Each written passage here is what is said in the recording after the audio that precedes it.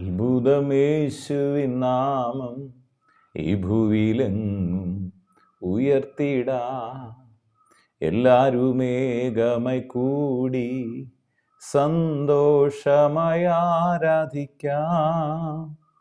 നല്ലവനാം കർത്തനവൻ വല്ലഭനായി വെളിപ്പെടുമേ. അത്ഭുതമേശുവിൻ നാമം ഈ ഭൂവിലെങ്ങും ഉയർത്തിടാ. നീട്ടിയ തൃക്കരത്താലും പരിശുദ്ധാത്മശക്തിയാലും തിരുവചനം അതിധൈര്യമായി ഉരച്ചിടുക സഹോദരരെ. അത്ഭുതം യേശുവിൻ നാമം ഈ ഭൂവിലെങ്ങും ഉയർത്തിടാ. കുരുടരിൻ കണ്ണുകൾ തുറക്കും, കാതു കേട്ടിടും ചെകിടർക്കുമേ. മുടന്തുള്ളവർ കുതിച്ചുയരും, ഊമരെല്ലാം സ്തുതി മുഴക്കും. അത്ഭുതമേശുവിൻ നാമം ഈ ഭൂവിലെങ്ങും ഉയർത്തിടാ. ഭൂതങ്ങൾ വിട്ടുടൻ പോകും, സർവബാധയും നീങ്ങിടുമേ. രോഗികളും സൗഖ്യമാകും, ഗീതസ്വരം മുഴങ്ങിടുമേ. അത്ഭുതമേശുവിൻ നാമം ഈ ഭൂവിലെങ്ങും ഉയർത്തിടാ. അത്ഭുതമേശുവിൻ നാമം ഈ ഭൂവിലെങ്ങും ഉയർത്തിടാ. വീണ്ടും വരുന്ന യേശു ക്രിസ്തുവിൻ നാമത്തിലുള്ള സ്നേഹവന്ദനങ്ങളെ എല്ലാ പ്രിയപ്പെട്ടവരെ ഈ സമയത്ത് അറിയിക്കുന്നു. അപ്പോസ്തലന്മാരുടെ പ്രവൃത്തികൾ 16 അതിൻ്റെ 30-31 വാക്യങ്ങൾ ഇങ്ങനെ പറയുന്നു. അവരെ പുറത്തു കൊണ്ടുവന്നു, യജമാനന്മാരെ രക്ഷ പ്രാപിപ്പാൻ ഞാൻ എന്ത് ചെയ്യണം എന്ന് ചോദിച്ചു. കർത്താവായ യേശുവിൻ വിശ്വസിക്കുക, എന്നാൽ നീയും നിന്റെ കുടുംബവും രക്ഷ പ്രാപിക്കും എന്ന് പറഞ്ഞു. യേശുക്രിസ്തുവിലുള്ള വിശ്വാസം അത് നമ്മെ രക്ഷയിലേക്ക് നടത്തുന്നു.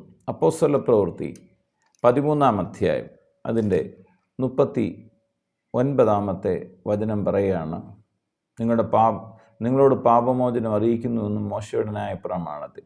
ആരെക്കുറിച്ചാണ്? ദൈവം ഉയർത്തെഴുന്നേൽപ്പിച്ചവനോ ദ്രവത്വം കണ്ടില്ല. ആകയാൽ സഹോദരന്മാരെ, ഇവൻ മുഖാന്തരം, ആരെ മുഖാന്തരം? യേശുക്രിസ്തു മുഖാന്തരം പാപമോചനം അറിയിക്കുന്നു എന്നും. യേശുക്രിസ്തു മുഖാന്തരം ആകാശത്തിൻ്റെ കീഴിൽ ഭൂമിക്ക് മുകളിൽ രക്ഷപ്പെടാൻ ഒരു ഏക വഴി യേശു മാത്രമാണ്.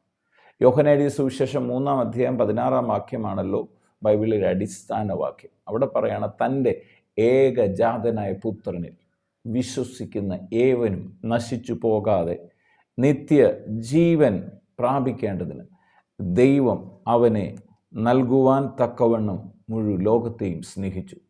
യേശു ക്രിസ്തു മുഖാന്തരം മുഴു ലോകത്തെയും രക്ഷിക്കാൻ ദൈവം പദ്ധതി ഒരുക്കി. അപ്പോസ്തല പ്രവൃത്തികളുടെ പുസ്തകം 2-ന്റെ-39 പറയണം, വാഗ്ദത്തം നിങ്ങൾക്കും നിങ്ങളുടെ മക്കൾക്കും നമ്മുടെ ദൈവമായ കർത്താവ് വിളിച്ചു വരുത്തുന്ന ദൂരസ്ഥരായ ഏവർക്കും ഉള്ളതല്ലോ. ഏത് വാഗ്ദത്തം? കർത്താവായ യേശുവിൽ വിശ്വസിക്കുക, എന്നാൽ നീയും നിന്റെ കുടുംബവും രക്ഷപ്രാപിക്കും. ഈ വാഗ്ദത്തമാണിത്. ബൈബിളിൽ ഒരുപാട് വാഗ്ദത്തങ്ങൾ വിശുദ്ധ വേദപുസ്തകത്തിൽ രേഖപ്പെടുത്തിയിരിക്കുന്നു. ഏകദേശം 5467 വാഗ്ദത്തങ്ങളുണ്ട്. അതിലേറ്റവും പ്രധാനപ്പെട്ട വാഗ്ദത്തങ്ങളൊന്നാണ് യേശു ക്രിസ്തുവിൽ വിശ്വസിക്കുക, എന്നാൽ നീയും നിന്റെ കുടുംബവും കൂടെ രക്ഷപ്രാപിക്കും. ഇവിടത്തെ ആസ്പദമായ സംഭവം പൗലോസും ശീലാസിനെയും തടവിലിടുന്നു വിട്ടയക്കുന്നതുമാണ്. അവിടെ അപ്പോസ്തലന്മാർ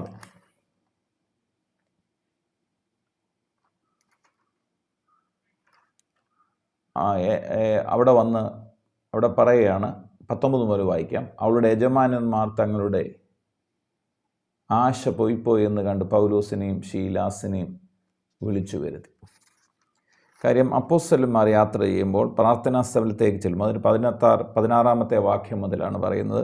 വെളിച്ചപ്പാടത്തിയായി ലക്ഷണം പറഞ്ഞ യജമാനന്മാർക്ക് വളരെ ലാഭം വരുത്തുന്ന ഒരു ബാല്യക്കാരുത്തി അവരെ എതിരേറ്റു. അവർ പൗലോസിൻ്റെയും ഞങ്ങളുടെയും പിന്നാലെ വന്ന്, ഈ മനുഷ്യർ അത്യുന്നതനായ ദൈവത്തിൻ്റെ ദാസന്മാർ, രക്ഷാമാർഗം നിങ്ങളോട് അറിയിക്കുന്നവർ എന്ന് വിളിച്ചു. യേശുവിനെ കുറിച്ച് പറയുന്നത് രക്ഷാമാർഗ്ഗമാണ് പറയുന്നത്. അതുകൊണ്ട് അത് ഒരിക്കലും നമ്മൾ തള്ളിക്കളയരുത്. ആരെങ്കിലും തള്ളിക്കളഞ്ഞാൽ അപകടമാണ്. യേശു ക്രിസ്തുവിൽ വിശ്വസിക്കുക, എന്നാൽ നീ നിൻ്റെ കുടുംബം. വേറൊരു വഴി ദൈവം വെച്ചിട്ടില്ല. ഇവിടെ പറയാണ്, രക്ഷാമാർഗം നിങ്ങളോട് അറിയിക്കുന്നവർ എന്ന് വിളിച്ചു പറഞ്ഞു. ഇങ്ങനെ പല നാൾ ചെയ്തു വന്നു. പൗലോസ് മുഷിഞ്ഞു തിരിഞ്ഞു നോക്കി, അവളിലുള്ള ഭൂതത്തോട് അവളെ വിട്ടുപോകുവാൻ ഞാൻ ക്രിസ്തുവിൻ്റെ നാമത്തിൽ നിന്നോട് കൽപ്പിക്കുന്നു എന്ന് പറഞ്ഞു. ആ നാഴികയിൽ തന്നെ അവളെ അത് വിട്ടുപോയി. ഈ ക്രിസ്തുവിൻ്റെ നാമത്തിൽ, യേശു ക്രിസ്തുവിൻ്റെ നാമത്തിൽ ഇത് മാറിപ്പോകട്ടെ എന്ന് കൽപ്പിക്കുമ്പോൾ മാറിപ്പോകുന്നു. കാരണം എന്താണ്? ഈ നാമം സ്വർലോകരുടെയും ഭൂലോകരുടെയും അധോലോകരുടെയും മുഴങ്കാൽ മടങ്ങുന്ന നാമമാണ്. ഇവിടെ അതിൻ്റെ 19 പറയാണ്, അവളുടെ യജമാനന്മാർ തങ്ങളുടെ ലാഭത്തിൻ്റെ ആശ പോയത് കണ്ട് പൗലോസിൻ്റെയും ശീലാസിനെയും പിടിച്ചു. ചന്തസ്ഥലത്ത് പ്രമാണികളുടെ അടുക്കലേക്ക് വലിച്ചു കൊണ്ടുപോയി അധിപതികളുടെ മുമ്പിൽ നിർത്തി, യഹൂദന്മാരായ ഈ മനുഷ്യർ നമ്മുടെ പട്ടണത്തെ കലക്കി റോമാക്കാരായ നമുക്ക് അംഗീകരിപ്പാനും അനുസരിപ്പാനും ന്യായമല്ലാത്ത ആചാരങ്ങളെ പ്രസംഗിക്കുന്നു എന്ന് പറഞ്ഞു. പുരുഷാരവും അവരുടെ നേരെ ഇളകി. അധിപതികൾ അവരുടെ വസ്ത്രം പറിച്ച് ഉരിഞ്ഞു കോൽ കൊണ്ട് അവരെ അടിപ്പാൻ കൽപ്പിച്ചു. അവരെ വളരെ അടിപ്പിച്ച ശേഷം തടവിലാക്കി കാരാഗൃഹ പ്രമാണിയോട് അവരെ സൂക്ഷ്മതയോടെ കാപ്പാൻ കൽപ്പിച്ചു. ഇങ്ങനെയുള്ള കൽപ്പന കിട്ടുകയാൽ അവരെ അകത്തെ തടവിലാക്കി അവരുടെ കാൽ ആമത്തിലിട്ട് പൂട്ടി. ഇങ്ങനൊരു പ്രതികൂല സാഹചര്യം നമ്മുടെ ജീവിതത്തിലാണ് വരുന്നെങ്കിൽ നമ്മൾ വാസ്തവമായി എന്താണ് ചെയ്യുന്നത്? കർത്താവിന് വേണ്ടി നിന്നിട്ട് നമ്മൾ പറയും, കർത്താവ് എന്നെ മറന്നു എന്ന് പറഞ്ഞ് പിറുപിറുക്കാൻ സാധ്യതയുണ്ട്. പക്ഷെ ഇവിടെ അപ്പോസ്തലന്മാർ അതല്ല ചെയ്യുന്നത്. പരിശുദ്ധാത്മാവിൽ നിറയുന്നവർക്ക് പിറുപിറുപ്പൊക്കെ മാറിപ്പോവുകയാണ്. അവർ പരിശുദ്ധാത്മാവിൽ നിയന്ത്രിക്കപ്പെട്ടവരാണ്. അവരെന്താണ് ചെയ്തത്? അർദ്ധരാത്രിക്ക് പൗലോസും ശീലാസും പ്രാർത്ഥിച്ചു. ഈ പ്രതികൂല സാഹചര്യത്തിലും പ്രാർത്ഥിച്ചു. നിങ്ങളൊരു ദൈവ പൈതലാണെങ്കിൽ, വാസ്തവമായൊരു ദൈവ പൈതലാണ്, നിങ്ങൾക്ക് മുഴുവൻ എല്ലാവരും എതിരായി നിൽക്കുമ്പോൾ നിങ്ങൾ പ്രാർത്ഥിക്കാൻ തുടങ്ങും. സകല എതിർപ്പിൻ്റെ നടുവിലും നിങ്ങൾ പ്രാർത്ഥിക്കാൻ തുടങ്ങും. അപ്പം പ്രാർത്ഥിച്ചു, ദൈവത്തെ പാടി സ്തുതിച്ചു. എന്നിട്ട് എന്താ ചെയ്തത്? തടവുകാർ ആ പ്രാർത്ഥനയും പാട്ടും ഒക്കെ ശ്രദ്ധിച്ചുകൊണ്ടിരുന്നു. പെട്ടെന്ന് വലിയൊരു ഭൂകമ്പം ഉണ്ടായി. പ്രാർത്ഥന കഴിയുമ്പോൾ സഡൻ നിങ്ങൾക്കൊരു വിടുതലുണ്ടാകാം. ആരാധനയുടെ മടിയിൽ വിടുതലുണ്ടാകാം. അതുകൊണ്ടാണ് ആ സഭായോഗങ്ങൾ ഉപേക്ഷയായി വിചാരിക്കരുതെന്ന് വചനം പറയാം. അതിന് നടുവിൽ ദൈവം മഹത്വം ഇറങ്ങുമ്പോൾ അത്ഭുതം നടക്കുക തന്നെ ചെയ്യും. പെട്ടെന്ന് വലിയൊരു ഭൂകമ്പം ഉണ്ടായി. കാരാഗൃഹത്തിൻ്റെ അടിസ്ഥാനം കുലുങ്ങി, വാതിലൊക്കെയും തുറന്നുപോയി, എല്ലാവരുടെയും ചങ്ങല അരിഞ്ഞു. ഒരു ദൈവ പൈതൽ വിടുവിക്കപ്പെടുമ്പോൾ ആ ദൈവത്തിൽ നിൽക്കുന്ന ദേശം കൂടെ വിടുവിക്കപ്പെടും. ഇവിടെ പറയാണ്, ചങ്ങല അഴിഞ്ഞു വീണു. കാരാഗൃഹ പ്രമാണി ഉണർന്ന് കാരാഗൃഹത്തിൻ്റെ വാതിലുകൾ തുറന്നിരിക്കുന്നത് കണ്ട് ചങ്ങലക്കാർ പോയി കളഞ്ഞു എന്ന് ഊഹിച്ചു വാളൂരി തന്നെത്താൻ കൊല്ലുവാൻ ഭാവിച്ചു. അപ്പോൾ പൗലോസ്, നിനക്കൊരു ദോഷവും നീ ചെയ്യരുത്, ഞങ്ങളെല്ലാവരും ഇവിടെ ഉണ്ടല്ലോ എന്ന് ഉറക്കെ വിളിച്ചു പറഞ്ഞു. അതേ മനോഭാവമായിരിക്കണം നമുക്ക്. അവനെ ഉപദ്രവിച്ച ആളോടും അവൻ ക്ഷമിക്കുകയാണ്, ഉണ്ടല്ലോ എന്ന് പറഞ്ഞു. അവൻ വെളിച്ചം ചോദിച്ച് അകത്ത് ചാടി വിറച്ചും കൊണ്ട് പൗലോസിൻ്റെയും ശീലാസിൻ്റെയും മുമ്പിൽ വീണ് അവരെ പുറത്തു കൊണ്ടുവന്നു. യജമാനന്മാരെ, രക്ഷ പ്രാപിപ്പാൻ എന്ത് ചെയ്യണമെന്ന് ചോദിച്ചു. അപ്പോഴാണ് പറയുന്നത്, കർത്താവായ യേശുവിൽ വിശ്വസിക്കുക, എന്നാൽ നീയും നിൻ്റെ കുടുംബവും രക്ഷ പ്രാപിക്കും. പ്രാർത്ഥിക്കാം. പിതാവെ, പ്രാർത്ഥിക്കുന്നു, യേശു ക്രിസ്തുവിൻ്റെ നാമം ഞങ്ങൾക്ക് തന്നതിനായി സ്തോത്രം. യേശുവിൻ്റെ നാമത്തിൽ ഇന്ന് ഞങ്ങൾ പ്രാർത്ഥിക്കുമ്പോൾ ഈ നാമത്തിൽ വിശ്വസിക്കാൻ, ഈ നാമത്തിൽ ആശ്രയിക്കാൻ, ഈ നാമം ഉപയോഗിച്ച് അത്ഭുതങ്ങൾ കാണാൻ ഞങ്ങളെ ഓരോരുത്തരെയും സഹായിക്കും. കർത്താവായ യേശു ക്രിസ്തുവിൽ വിശ്വസിച്ച് ഞങ്ങളുടെ കുടുംബവും കൂടെ രക്ഷ പ്രാപിക്കുമെന്ന് വചനത്തിനായി നന്ദിയോടെ സ്തോത്രം. യേശുവിൻ്റെ നാമം സകല നാമത്തിനും മേലായ നാമം. അത് സ്വർലോകരുടെയും ഭൂലോകരുടെയും അധോലോകരുടെയും മുഴങ്കാൽ മടങ്ങുന്ന നാമം.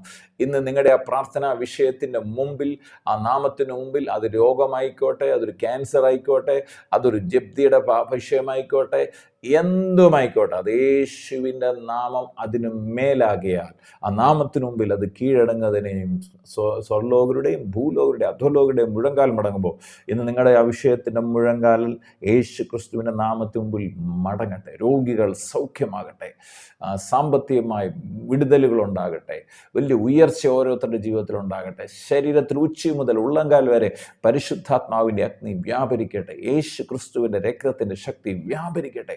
എന്നെ വചനം കേൾക്കുന്ന ഓരോ പ്രിയപ്പെട്ടവരെ അനുഗ്രഹിച്ച് പ്രാർത്ഥിക്കുന്നു. കർത്താവിൻ്റെ മഹത്വത്താൽ നിറയ്ക്കുന്നതിനായി സ്തോത്രം. സകല മഹത്വവും അറുക്കപ്പെട്ട കുഞ്ഞാടിന് തന്നെ സമർപ്പിക്കുന്നു. യേശു ക്രിസ്തുവിൻ പൊന്നുനാമത്തിൽ പിതാവേ, ആമേൻ. കൊല്ലുന്ന മരണത്തിൻ കോരധര വിഷപ്പല്ലു തകർന്നതിനാൽ ഇനിയും തെല്ലും ഭയമില്ല. മൃത്യുവിനെ നമ്മൾ വെല്ലുവിളിക്കുകയാ. ഹല്ലേലൂയ, ജയം ഹല്ലേലൂയ. യേശു കർത്താവ് ജീവിക്കുന്നു. ഹല്ലേലൂയ, ജയം ഹല്ലേലൂയ. യേശു കർത്താവ് ജീവിക്കുന്നു.